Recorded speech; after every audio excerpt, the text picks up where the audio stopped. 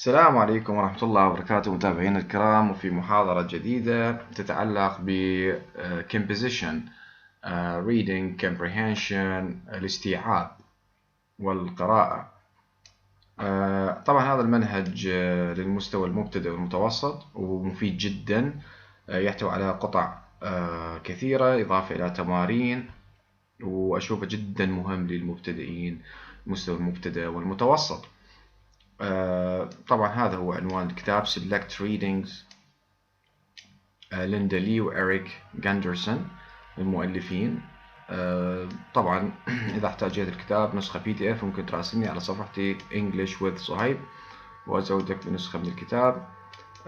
Select Readings مستوى الانترميديت. مثل ما تلاحظون كتاب جدا مهم، يساعد على فهم كثير من المفردات، وراح نتطرق للكونتنتس المحتوى بشكل سريع. طبعا هو ما يقارب يحتوي على 14 أعتقد 14 chapters. نعم 14 chapter. فإحنا طبعا مواضيع مختلفة. A long walk home هذه أول وحدة وراح نشرحها اليوم. وعندنا student learning teams، culture shock، مواضيع مختلفة جدا مهمة. نبدأ بسم الله تعالى على ليونت أو chapter 1 في يتعلق بهذا الكتاب، يتعلق بالاستيعاب أو readings القراءة وتعلم مفردات كثيرة. هذا هو الشابتر. A long walk home. Before you read in the story on pages 4 to 5, a young man tells a lie. Okay. في صفحة 4 و5 الشخص شاب يعني يخبر أو يقول كذبة. Do you think it's okay to tell a lie؟ يعني هل تعتقد أنه يعني شيء عادي أن واحد يعني يقول كذبة؟ If so, when؟ أوكي. إذا أوكي ممكن متى، أي وقت يصير هذا. Read the title of the story and predict what the story is about. أقرأ عنوان القصة وخمن predict what the story is about. على شنو هذه القصة. Read the first sentence in the first, second and third paragraphs. Now what do you think the story is about? Share your ideas with a partner. فيقول اقرأ أول جملة من كل paragraph اللي هو نعم في الباراجراف الأول والثاني والثالث، واخبرنا أنه شنو القصة. هذا قبل ما تبدي، طبعا قبل ما تبدي قراءة أي reading تأخذ هذه الطريقة أنه read the first sentence of each paragraph of the whole passage. أوكي. لكل الريدنج، لكل قطعة من الريدنج اقرأ أول جملة من كل paragraph. فبعد ما نفترض قرأناها أخذنا فد صورة على ال story of the reading or this passage. A long walk home. Jason Porcaro هذا هو كاتب هذه reading. I grew up in the south of Spain. نشأت في جنوب إسبانيا in a little community called Estepona. في مجتمع يسمى Estepona. I was 16 when one morning كان عمري 16 سنة. تلاحظون my father told me I could drive him into a remote village called Mijas أو Mijas. أوكي. إنه من كان عمري 16 أخبرني والدي إنه أقدر إنه يعني إذا ممكن يعني أوصله في قرية بعيدة remote village تسمى ميخاس اللي هي 18 مايل بعدها عن المكان اللي ساكنين به. On the condition that I take the car in to be surfaced at a nearby garage. على شرط on the condition if إذا أني أخذ السيارة للتصليح في مكان أو ورشة تصليح للسيارات. نلاحظ هنا اثنين والمعاني راح تكون جوا أسفل الصفحة. On the condition that I take, if I took, to be surfaced, to be checked for problems and repaired if necessary. Okay, necessary. فهنا إنه السيارة to be surfaced يعني تتشيك إذا بها مشكلة وتتصلح إذا كانت أكو فيها مشكلة. Having just learned to drive and hardly ever having the opportunity to use the car. طبعا اوكي يعني راح يسوق السيارة. طبعا هنا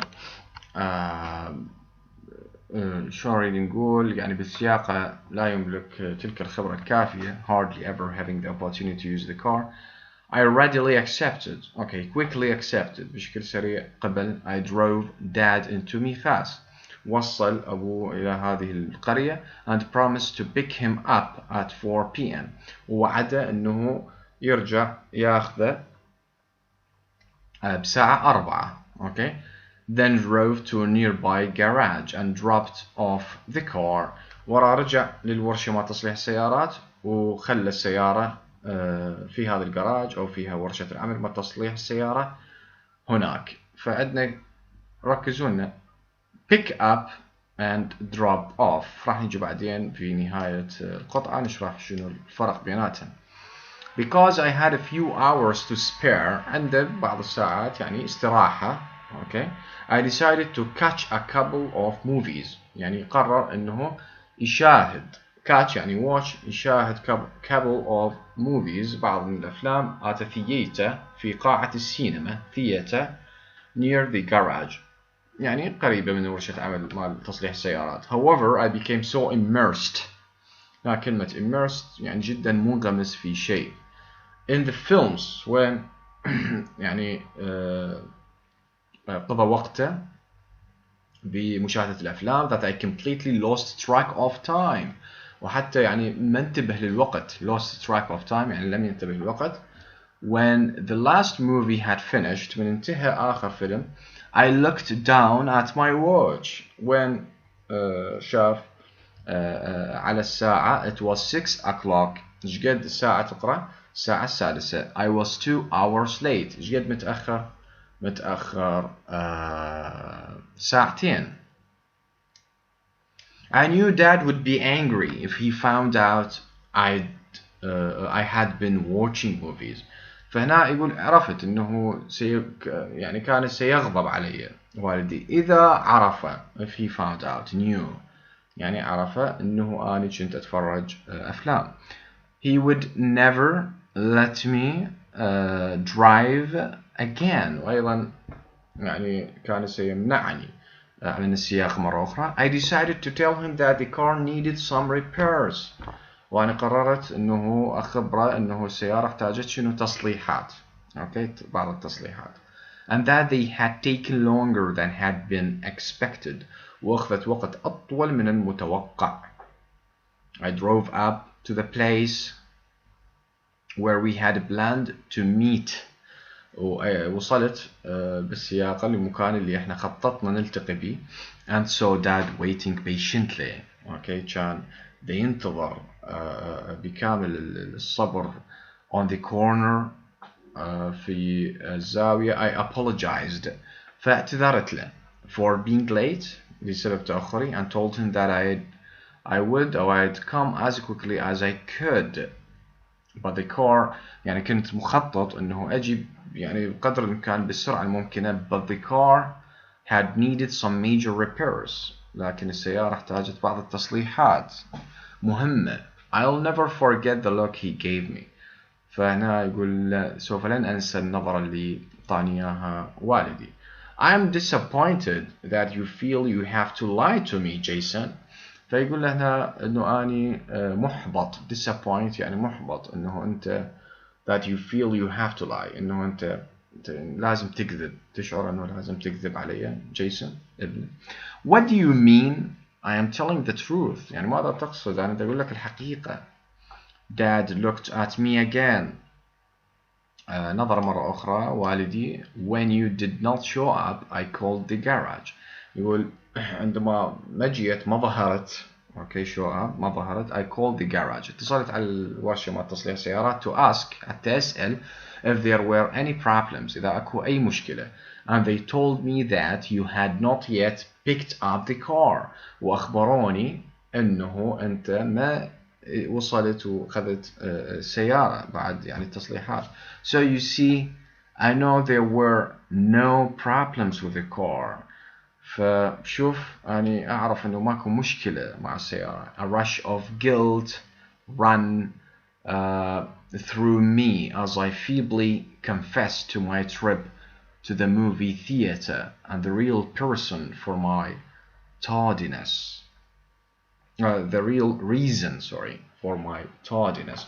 فيقول إحساس بالندم guilt بالخطأ تمالكني، كما أني اعترفت بشكل يعني ضعيف أيضا. confess يعترف أنه روحتي لقاعة السينما وهو السبب الحقيقي كان real reason for my tardiness لتأخري. tardiness يعني تأخر. Dad listened intently as a sadness passed through him. Okay, واستمع لي وكان حزن يعني في قلبه. هذه بعض المعاني للكلمات الجديدة. On the condition that I take معناتها if I took.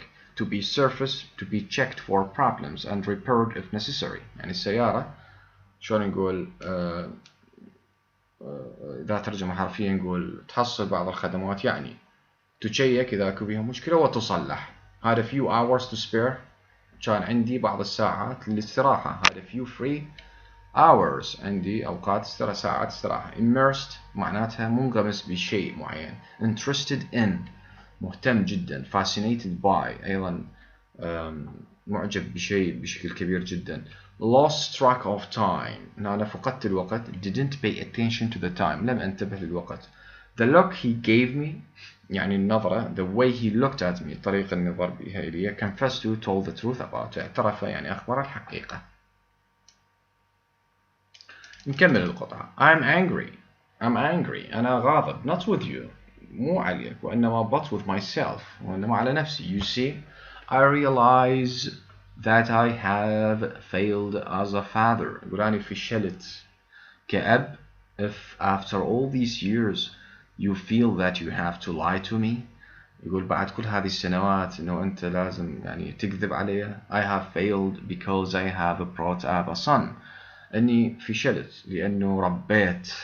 bring up يربي ابن. brought up a son who cannot even tell the truth to his own father. حتى إنه ما يخبر الحقيقة لأبيه. I'm going to walk home أنا راح أروح البيت مشي.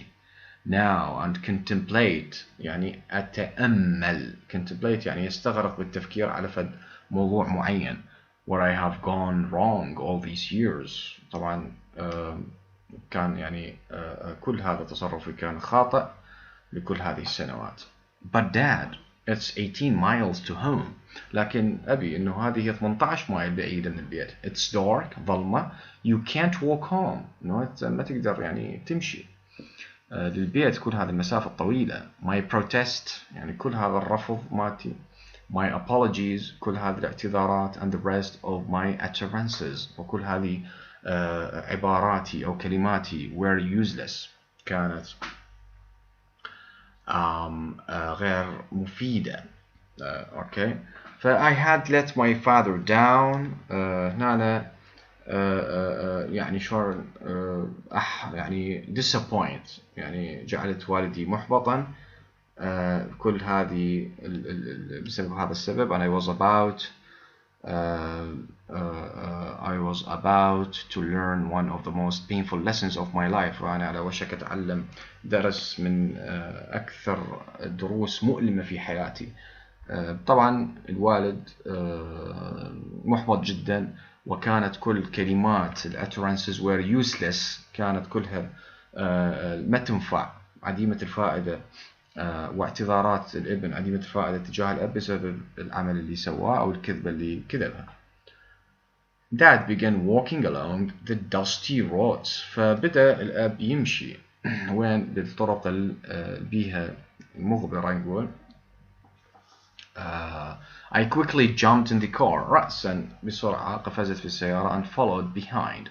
وقمت أتبع والدي hoping he would relents، يعني كنت أتمنى أنه يتراجع عن قراره. يتراجع عن قراره اللي هو شنو؟ اللي هو يتراجع عن قراره أنه يرجع للبيت مشيا على الأقدام.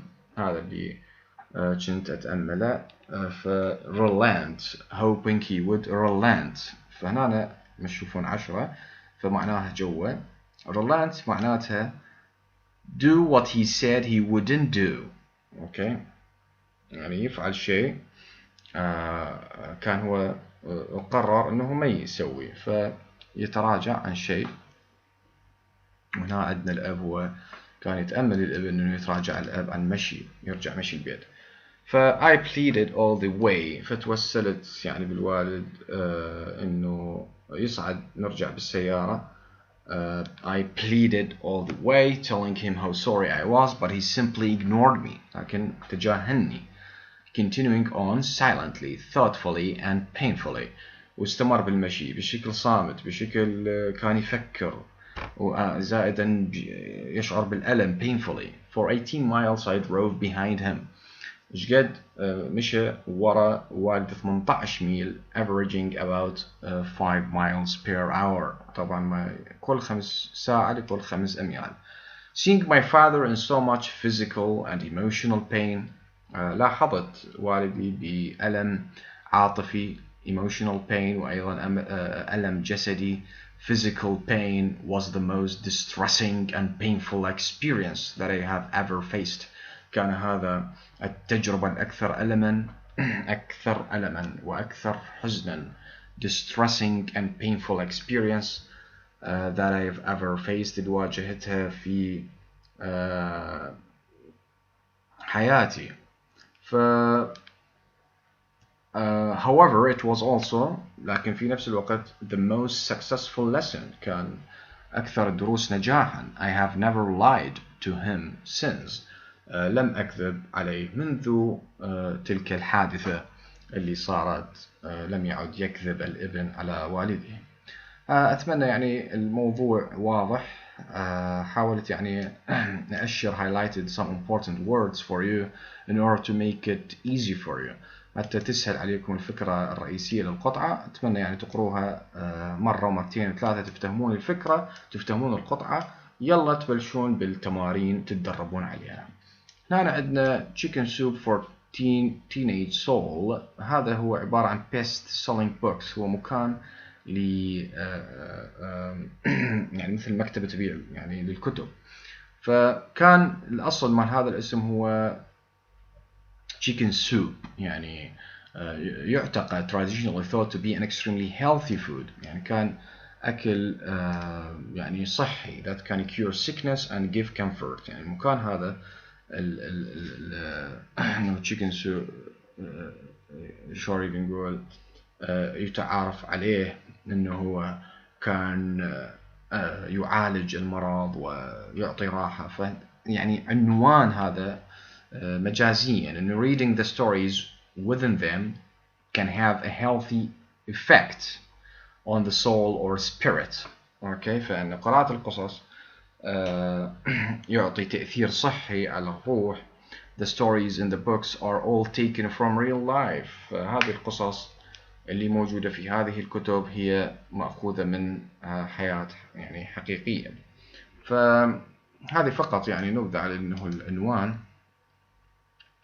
اللي موجودة هنا from chicken soup for the teenage soul. طبعا هذه قصة مأخوذة من هذه مجموعة الكتب. أوكي، chicken soup for أوكي. يعني هذه كان يعني سلسلة من كتب وفيها قصص. احنا اللي يهمنا يعني القصة هي نفسها وحلها، تمارين تدريب عليها. مثل ما قلنا كلمة contemplate، think seriously about، يستغرق تفكير على شيء. let my father down، يعني يحبط أبوه. disappointed my father. relent مثل ما قلنا يتراجع عن قراره. نحل هذا التمرين ونتوقف إن شاء الله في محاضرة يعني قادما نحل بقية التمارين لهذه القطعة. فهنا الترتيب أنا حليته كله اللي الأحداث الرئيسية في هذه القطعة. تسلسل زمني يعني order. أوكي. events in the story الأحداث بالقصة. order the events رتب الأحداث. number the events in the story أعطي رقم للأحداث في القصة. a long walk home اللي هاي عنوانها from the first one to the last 10 من أول وحدة ل10. طبعا أول وحدة هو حال لنا إياها. بدأ الحدث Jason drove his father into town and dropped him off. أوكي. وصله بالسيارة ونزله بالمكان اللي راده. هذه بدأ الحدث منه. وراها صار number 2. هذا number 2. He dropped the car off at a garage to be serviced. أوكي. ودى السيارة بالجراج حتى يشوفون إذا بيها يعني يحتاج لها تصليحات تشيك. ورا صار he went to a movie theater. ورا راح لقاعة السينما لمتابعة الأفلام مشاهدة الأفلام. وراها he realized it was 6 o'clock. انتبه إنه صارت الساعة 6 and his father was waiting for him. كان أبوه ينتظره. 5 he picked up the car at the garage and then went to pick up his father. أخذ السيارة أوكي من الورشة مال التصليح ومن ثم ذهب ليأخذ أباه. 6 he apologized. من وصل اعتذر to his father for being late. أول شيء اعتذر. أوكي. he apologized. ورا الاعتذار صار 7 هذه he told his father a lie. يعني صار اعتذار إذا تشوفوها بالقطعة. وراها يعني كذب عليه he told his father a lie. 8 he realized his father knew he was lying. وراها أدرك إنه والده عرف إنه هو ذي يكذب. 9 he tried to persuade. حاول يقنع his father to get into the car إنه يصعد بالسيارة ويرجعون بالسيارة لكن ما اقتنع. فمن ما اقتنع 10 آخر واحدة he followed his father the whole 18 miles home.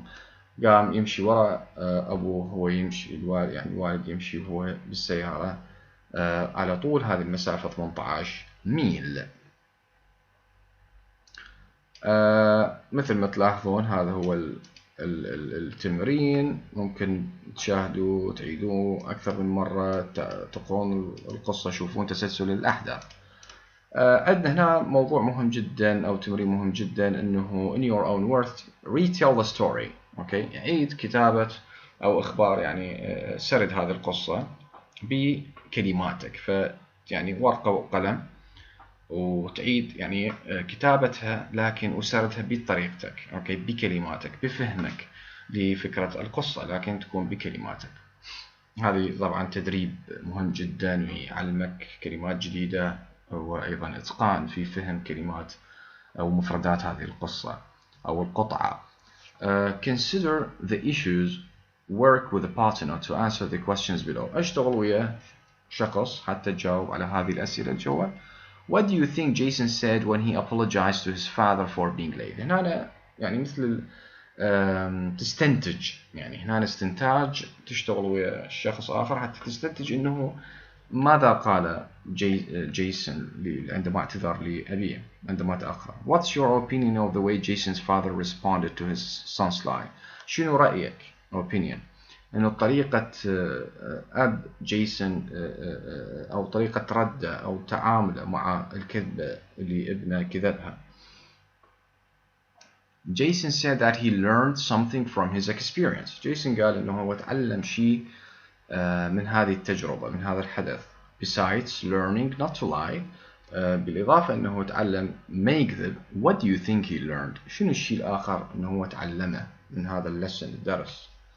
فتشتغل تخمن تستنتج من هذا التمرين وتتدرب أكثر وأكثر. طبعا هنا تمرين آخر هو باستخدام السياق context ونتعلم كلمات unfamiliar words. طبعا italicized يعني شلون نقول كلمات مائلة ونشوف بيها